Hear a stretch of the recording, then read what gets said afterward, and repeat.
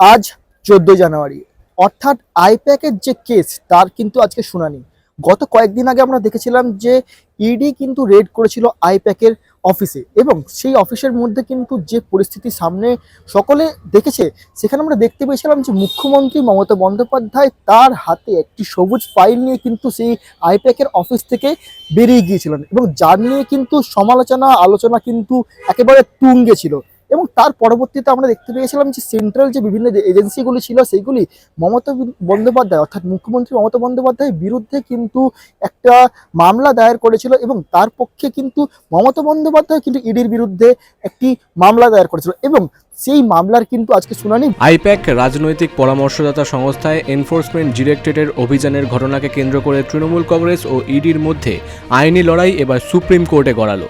Kolkata high court জানিয়েছে তাদের কাছে দায়ের করা আবেদন এবং সুপ্রিম কোর্টে দাখিল করা আবেদন একই হওয়ায় এই মামলার নিষ্পত্তি শীর্ষ আদালতেরই করা উচিত।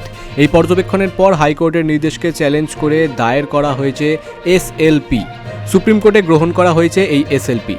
সুপ্রিম কোর্টের রেজিস্ট্রি মামলাকে বিচারপতি প্রশান্ত কুমার মিশ্র এবং বিচারপতি বিপুল এম পাঞ্চলির বেঞ্চের সামনে 27 নম্বর আইটেম হিসেবে তালিকাভুক্ত করেছে। জানা গিয়েছে আগামী বৃহস্পতিবার ইডি তাদের স্পেশাল লিভ পিটিশনের পক্ষে যুক্তি পেশ করবে। উল্লেখযোগ্যভাবে এর আগেই পশ্চিমবঙ্গ সরকার এই মামলায় ক্যাভিয়েট দায়ের করেছে। সেই ক্যাভিয়েটের পরেই ইডির শীর্ষ আদালতের দ্বারস্থ হয়। আইপ্যাকের দফতরে ইডির অভিযানের ঘটনাকে ঘিরে রাজ্য রাজনীতিতে ইতিমধ্যেই তীব্র প্রতিক্রিয়া তৈরি হয়েছে। এবার সুপ্রিম কোর্টে মামলার শুনানি কি মোড় দেয় সেই দিকে নজর রাজনৈতিক মহলের। সে অ্যাপিয়ার করে দুটো পাঞ্চিনামা দেখিয়েছে কোর্টকে যে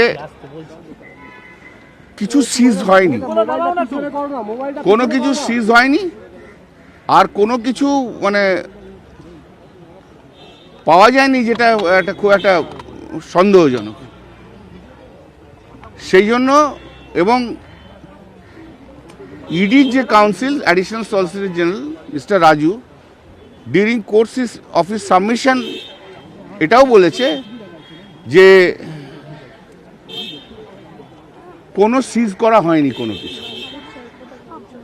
তাই জন্য জজ সাহেব রিট পিটিশন ডিসপোজ আপ করে দিলেন অন দেয়ার টার্মস যে কোনো কিছু সিজ হয়নি বলে। মানে তৃণমূল কংগ্রেসের আবেদন। সেকেন্ড রিট পিটিশনটা হচ্ছে ইডি যেটা ফাইল করেছিল, যেটাতে আমি অ্যাপিয়ার করেছিলাম মমতা ব্যানার্জির হয়ে।